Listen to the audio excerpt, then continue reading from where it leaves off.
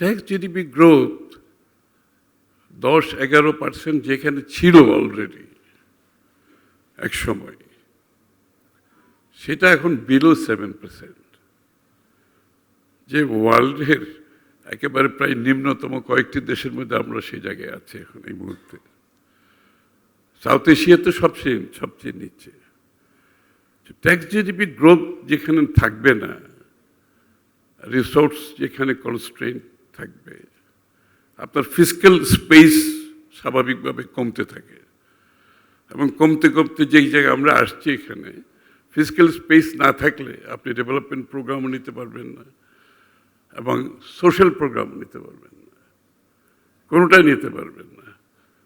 এবং যখন social programme, development programme যখন কনস্ট্রেন্ট হয়, তখন তো গ্রোথ হওয়া তো দূরের কথা, বরঞ্চ আপনার সিটিজেন্সদের, নাগরিকদের day to day service provide করা, ডেভেলপমেন্ট ওয়ার্ক, এমপ্লয়মেন্টকে রিভার্স করে আবার আগের জায়গায় কিংবা উপরের দিকে নিয়ে আসা, আর সেক্টরাল যে ইস্যুগুলো আছে সবাইকে সমর্থন করার জন্য গভর্নমেন্টের যে ক্যাপাসিটি, সেটা কমে গেছে।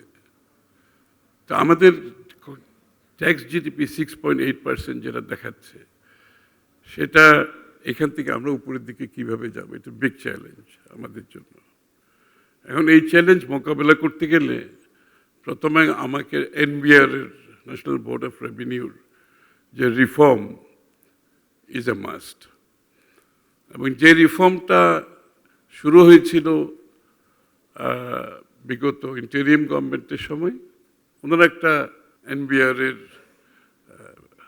বাইফার্কেশনের করে একটা পলিসি এবং এক্সিকিউশন দুই ভাগে ভাগ করার পরিপ্রেক্ষিতে যেটা করে রেখে গেছেন, সেটা actually it is half baked. এটা আসলে কোনো রিফর্ম হয়নি। এখন হাফ বেকড ইজ এটা কিন্তু কিছু না থাকলে আমাদের জন্য সুবিধা, but if you are left with half baked, তখন কিন্তু আপনার জন্য প্রবলেম। এটা প্রথমে এটাকে আমার আনডু করতে হবে, তারপর আবার রিফর্ম করতে হবে। So this is what it is right now, this is where you stand.